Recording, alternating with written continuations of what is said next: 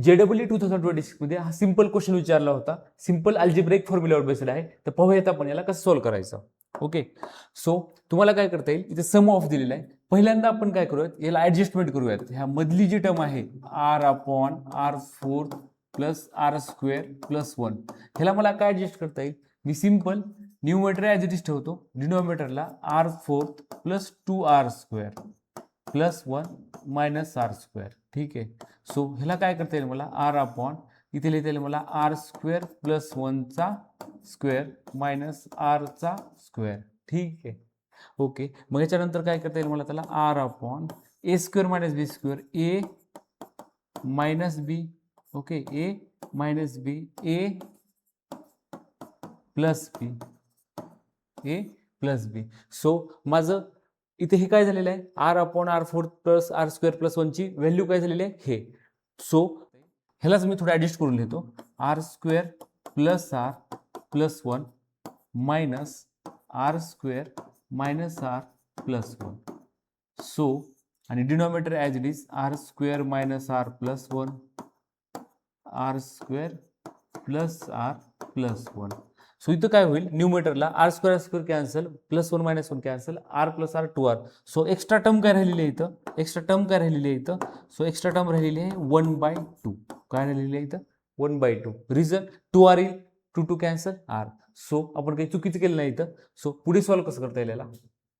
Okay, किंवा आपण असं पण करू शकतो याला, इथेच आपण काय करतो, त्याला सिम्प्लिफाय करतो. 1/2 as it is separate divide केलं तर काय येईल, सेपरेट डिवाइड केल्यानंतर r² minus r plus 1. Similar वेमध्ये इथं पण सेपरेट डिवाइड केलं, r² minus r plus 1 cancel होईल, 1/r² प्लस r प्लस 1. ठीक आहे, आपण डायरेक्ट आता दोन्ही साईडला सम घेऊयात. सम काय, r is sum of r is equal to 1 to 25. Okay, sum of r is equal to 1 to 25, 1/r² minus r plus 1 minus 1/r² plus r plus 1. ठीक आहे, ह्याच्यामधलं काय करता येईल आपल्याला, हे 1/2 कॉन्स्टंट आहे ना, ते बाहेर काढता येईल आपल्याला. 1/2 कॉन्स्टंट बाहेर काढता येईल आणि एक एक व्हॅल्यू ठेवता येतील. समजा मी r ची व्हॅल्यू 1 ठेवली, सो इथे येईल 1 ठेवली तर 1/3 प्लस नेक्स्ट ब्रॅकेट सम असल्यामुळे r ची व्हॅल्यू 2 ठेवूयात आपण. 2² मायनस 2 4 मायनस 2 1/3 येईल इथं, मायनस 2 इथं ठेवलं तर 2² 4 प्लस 2 प्लस 1/7 येईल. ठीक आहे, सिमिलरली हे कॅरी ऑन होईल कुठपर्यंत, समजा मी r ची व्हॅल्यू 25 ठेवली.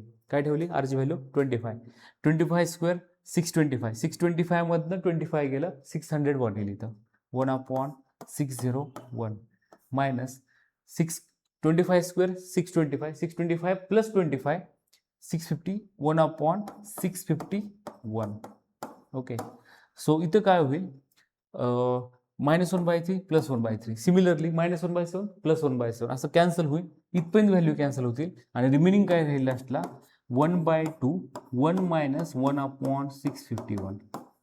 सो तुम्हाला याला काय लिहिता येईल, सिम्प्लिफाय करून 1/2 इंटू 651 इकडे मल्टिप्लाय करा, 650 येईल इथं, 650/651.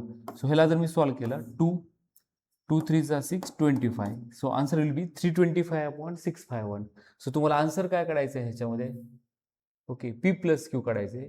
P प्लस क्यू काय असेल इथं, 325/651चं 651 plus 325. But before calculating P plus Q तुम्हाला एक चेक करावं लागेल, ह्याच्यामध्ये हायेस्ट कॉमन फॅक्टर किंवा ग्रेटेस्ट कॉमन डिव्हिजर काय पाहिजे, 1.